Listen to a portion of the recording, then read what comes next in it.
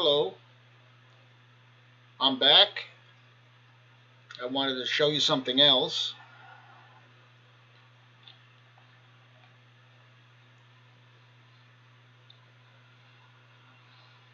Take a look at that. If I told you that was the Moabite stone, I would be lying to you. Of course, it's not the Moabite stone. The Moabite stone records the battles between the Moabites and Israel and Judah, and you find that in 2 Kings. And the Moabite stone was ordered to be written by King Mesha of the Moabites, and it records the battles from the Moabites' point of view. It was written about 840 BC, and among other things, it is written in the old crooked letters, the type of letters that the Hebrew language was written in before the Babylonian captivity, when they started writing in the square letters that we're all familiar with. Anyhow, on the Moabite stone, sometimes called the Mesha stone, is found the name of Israel's God, Yahweh. It's about 840, as I said, 840 BC. This here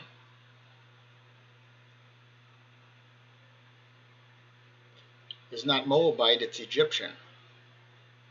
And it's about 650 years earlier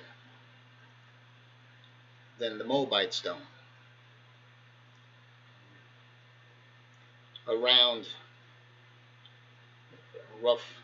Roughly around 1400 BC, roughly. It was ordered to be carved into the column of the temple in SOLEB, Egypt. As I said, it's Egyptian.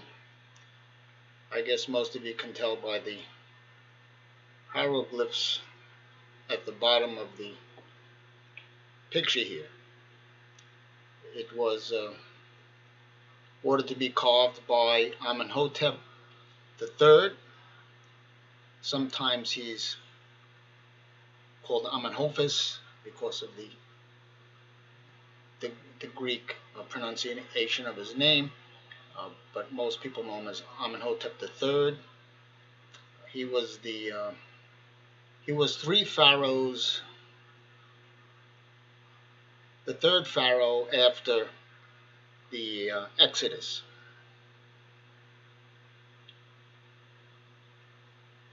On the bottom of this carving, which is carved into sandstone column, emulating a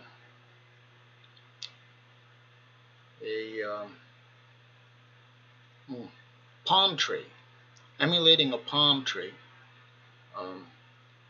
is found some interesting words and lettering.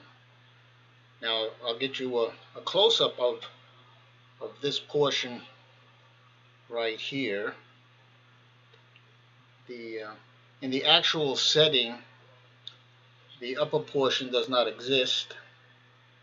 Only the lower portion remains over at the SOLEB temple, which is in present-day Sudan. It's still there, exposed to the elements. The bottom half remains, and it's very worn down. The good thing about hieroglyphs is that if you have even a little piece of it, you can almost always tell exactly what glyph was there. Here's a close-up of that lower portion. As you can see,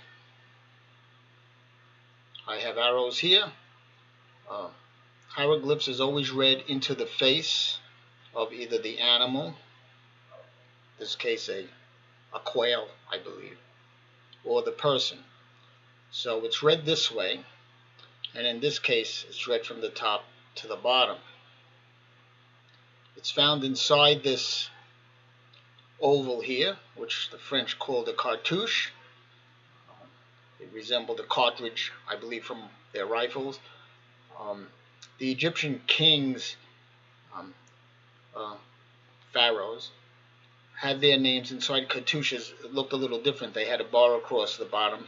It was what royalty was written in, and it showed them some type of protection and superiority. This might just be a stylized cartouche. It might actually supposed to be a shield. But anyhow, what it says inside this shield is kind of interesting.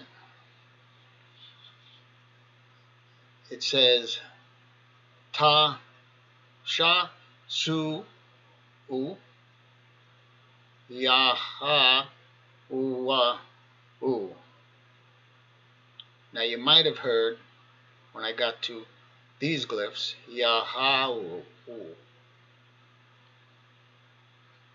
that there is pretty well accepted to be the name of the Israelite God Yahweh in hieroglyphic. And basically it talks about Amenhotep III's conquering of groups of people both north and south of the Temple of Soleb. The Temple of Soleb is located on the western bank of the Nile River between the second and third cataracts, and it's in present-day Sudan. I believe I mentioned that. It would have been at the time of Amenhotep III, would have been Nubia. You Bible students would have heard it called Cush, but they were Nubians, and to warn the Nubians and other people from the continent of Africa in the south, Amenhotep had the Temple of Soleb laid out with all the peoples he conquered, both north and south of the temple, and one of the groups of people were Sashu, and that was a general Egyptian term for nomads or semi-nomadic people, like the Israelites were. We know early on in the history of the Hebrews that Abraham stayed at Hebron, and Jacob stayed at Bethel. But they had to travel when they had to feed their flocks, and so they were semi-nomadic.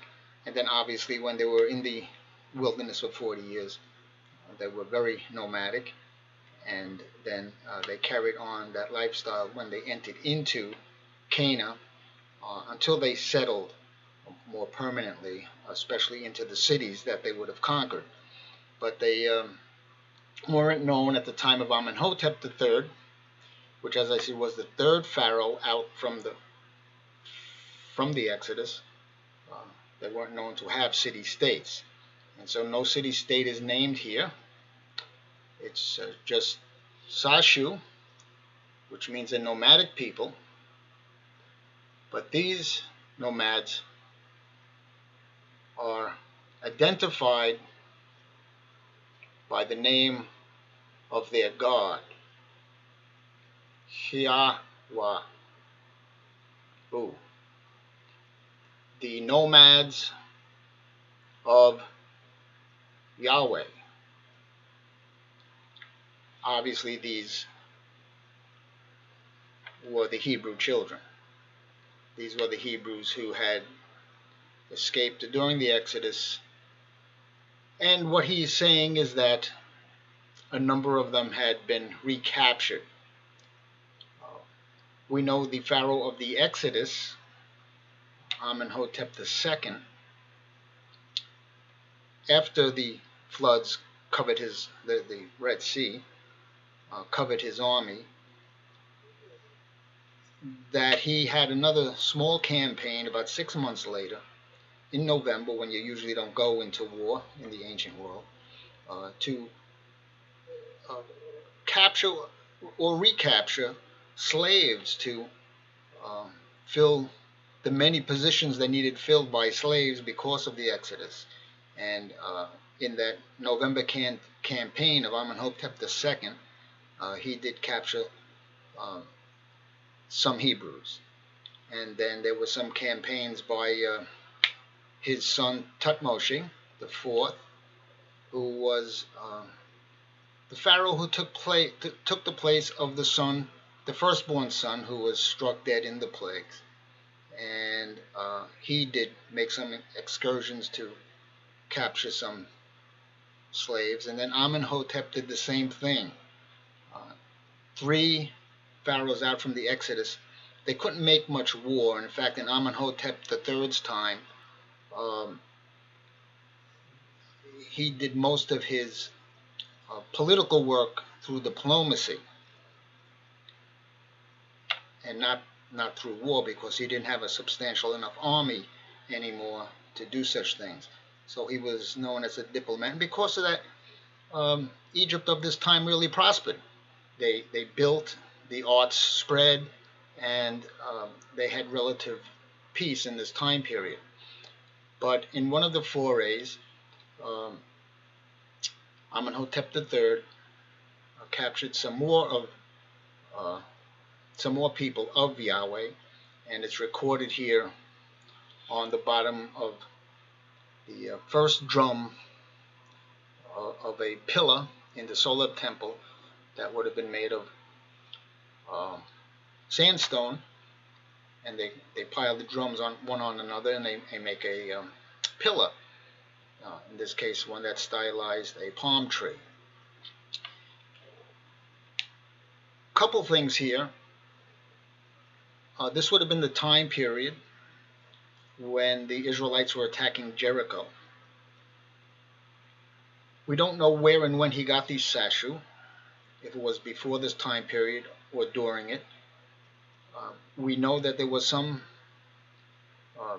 tag-alongs, some wanderers, some who didn't cross over into the Jordan, across the Jordan at the time of the Jericho attack. So we really can't say when he recaptured or captured these sashu. It would have been the next generation from the original group of Hebrews who left across the Red Sea. But they're identified by the name of their God, Yahweh, and this is around, as I said earlier, 1400 BC. Now that's way before Ramesses II. It's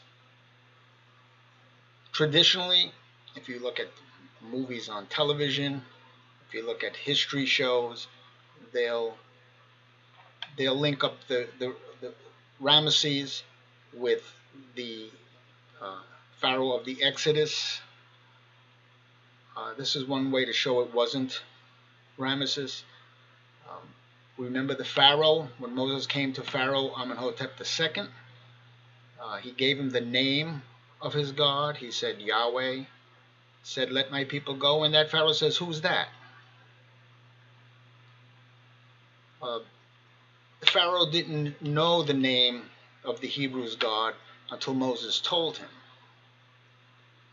And then it was used in citing the recapture or the capture of some Hebrews called Sashu here, nomads, using the name of that God they learned from Moses, Yahweh. And this was many years before Ramesses ruled.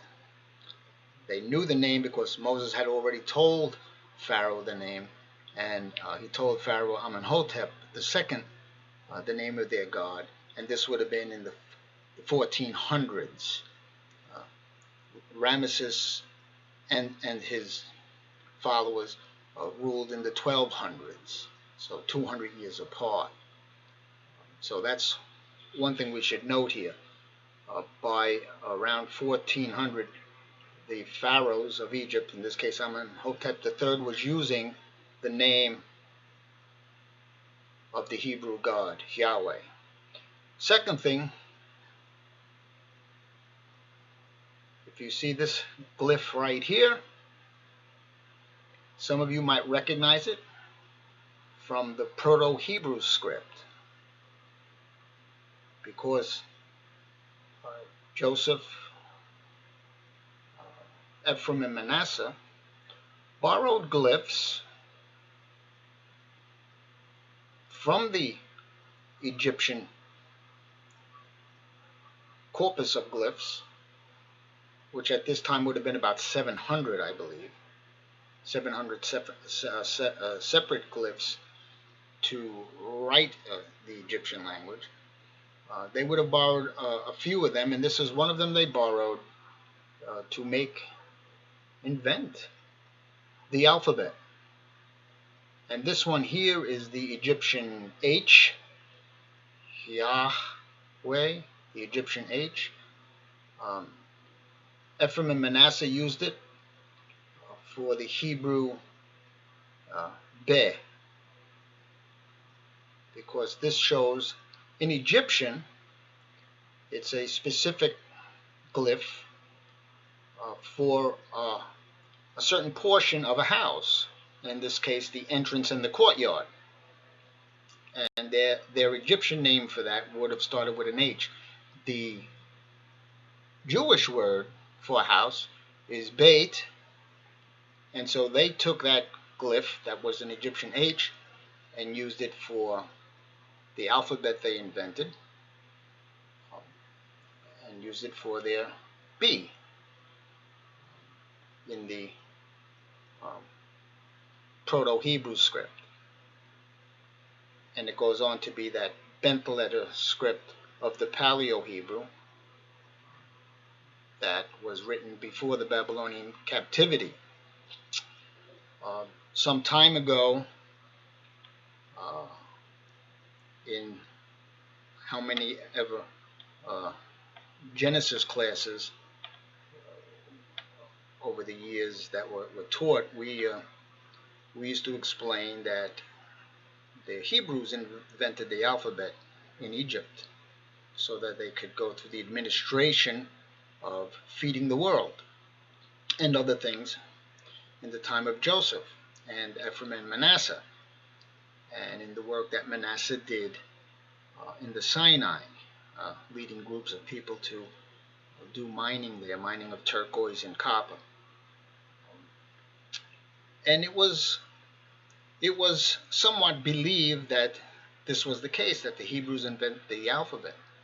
But of course the Phoenicians, because of the Greeks, got the credit for it, and for the most part scholars scoffed at people like me and others who said, no, we think it was the Hebrews who invented the alphabet, using glyphs like this for their lettering.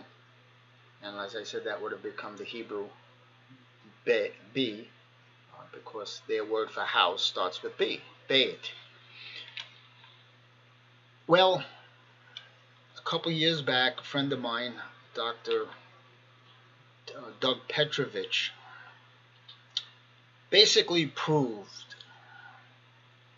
to a number of Jewish scholars over in Israel with a paper that the Jews did invent the alphabet. The Hebrews in Egypt invented the alphabet, probably under Joseph, Ephraim, and Manasseh, at least the starting period when they needed an alphabet to do the work they had to do. And when the Jews over in, I believe it might have been Tel Aviv University, I'm not sure, read the paper, they said, we want a book.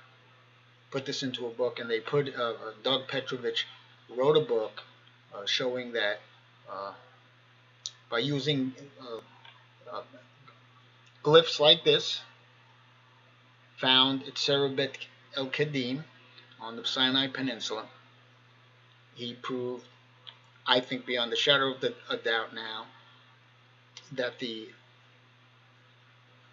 Hebrews in Egypt invented the alphabet. Uh, the book is very expensive, but you can get it. The author is Dr. Doug Petrovich, and I believe it's put out by Carter,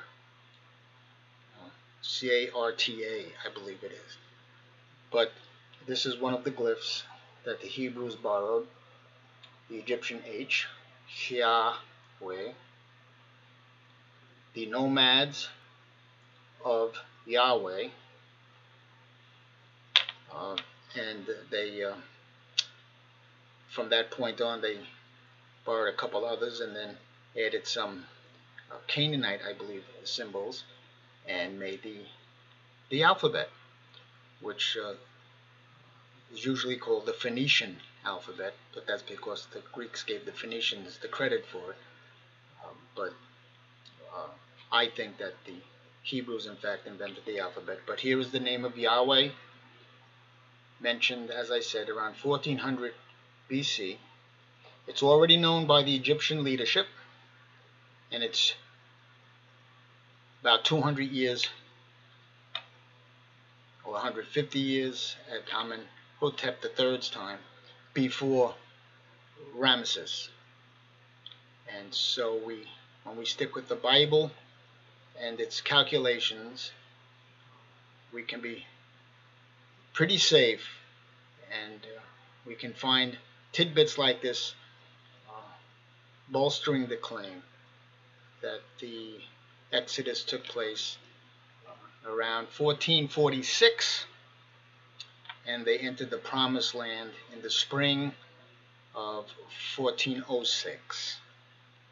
And that would have been during the time of Amenhotep III, who had these reliefs carved, and he knew the name of the Israelite God, and he put it right here, Yahweh, the nomads of Yahweh. So glad I got to meet with you again and give you some information. God bless you. Have a good evening, and I'll see you next time. A friend of mine asked me to do one of these each week. I don't think I can, but I'm going to do the best I can to come back and share with you some other stuff I have. God bless and good evening, and remember, Jesus is Lord. Amen.